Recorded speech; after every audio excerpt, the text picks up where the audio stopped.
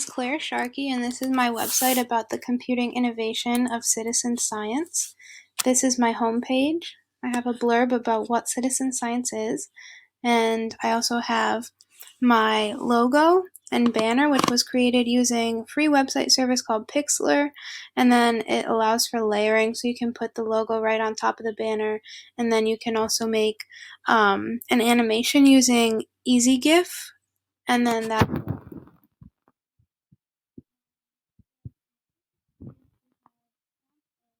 indicate the name of the innovation and provide a clear description of its intended purpose. And so citizen science has a lot of fields of research that help people gain new insight into the projects that require a large amount of data.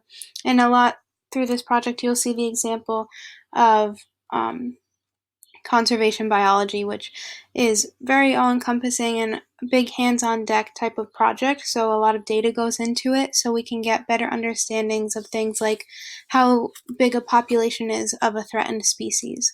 And then it can also help overcome a lot of challenges in this field, such as large spans of geography that are not always easily accessible, wildlife moments where a biologist may not be present that would be considered really rare, and then helping citizens stay engaged with the environment around them, which just goes to the betterment of everyone. And then I just have this little cartoon logo that shows how global and all-encompassing this computing innovation is. So under the impacts page, I have prompt B, C, and D, so explain a benefit.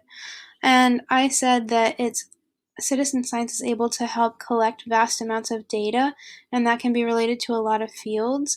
It helps overcome a lot of complications, such as like not having a lot of funding to go to really remote locations. If you have somebody local living there to help collect data, then it makes it easier to have a better understanding of what you're studying.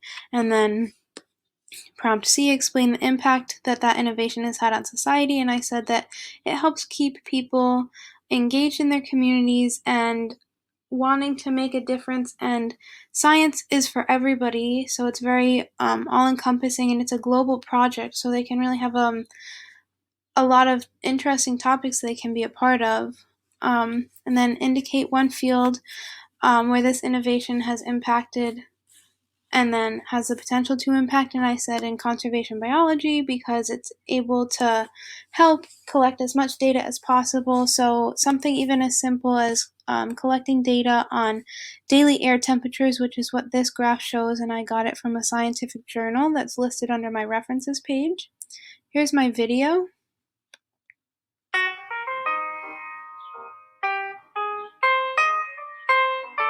Did you know that citizen science is a really important and useful tool for conservation biology?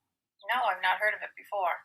So citizen science is a tool where everyday people can report their findings and add to a bigger project. So if you saw an animal species that might be threatened or their population is on the decline, you could report that and it would help go to conserving that species. Huh. Well, how would you report it? So in Rhode Island, there's a thing called the Wildlife Action Plan that has lots of information about species and how to ID them. Hey Mom, what are you doing? I was just looking around because I've seen some birds. I think I just saw a purple finch over there.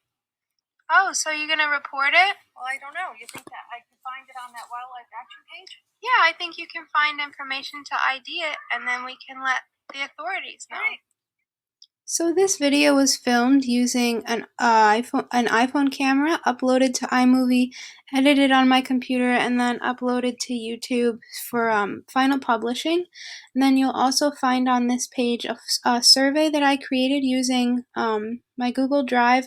And then this is a table I created with the data from the survey of 5 participants using Google Sheets, and it helped me analyze the data and then sort it from youngest to oldest participants. Under the technical aspects page, you can see prompt E and prompt F. So this innovation, describe how users interact with it. It's The user is the input of this information, and then they can participate in a project they're interested in, get in touch with project leaders so that they can follow the.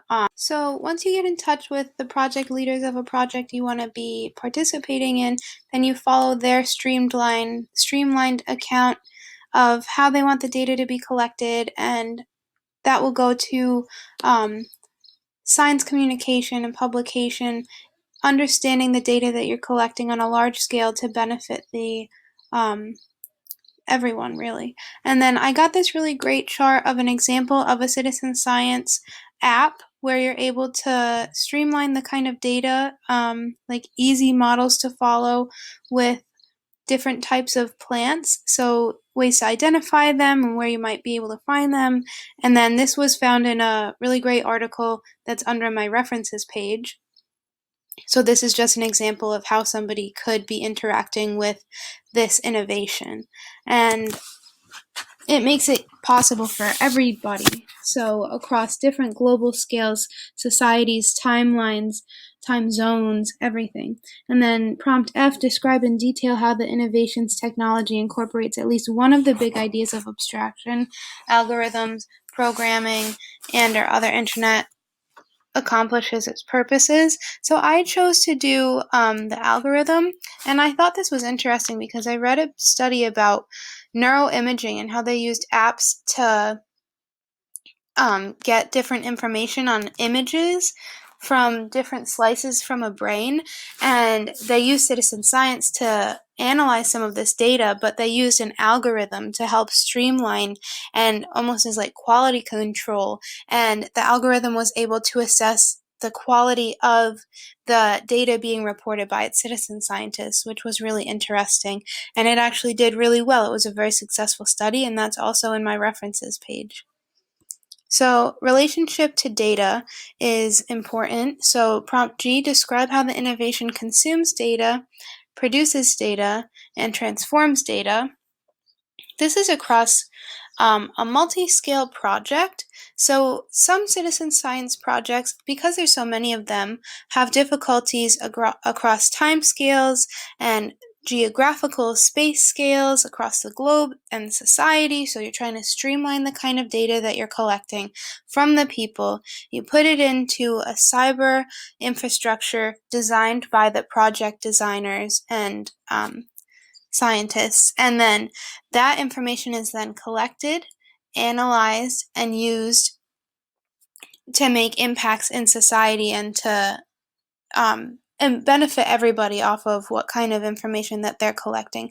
And I also have a really great article on this in my references page about more specifically how they want to develop and better these types of technologies. And then prompt H, describe at least one data storage concern or other concerns. And then I said that a problem facing the future of citizen science is the capabilities, like I just said, of the cyber infrastructure to take in such vast amounts of data.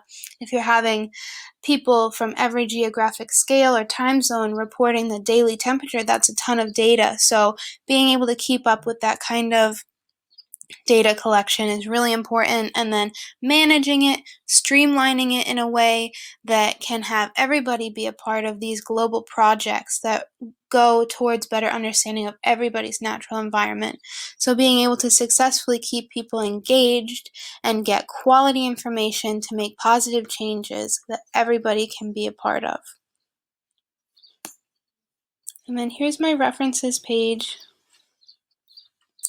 Like I said before, this was what I found the most interesting article about citizen science and the future of citizen science, how they're trying to develop it as time moves so quickly.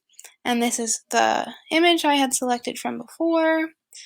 And that is my video. And this video was created using Screencastify. I then brought it to my iMovie to develop and edit it, and then I uploaded it to YouTube.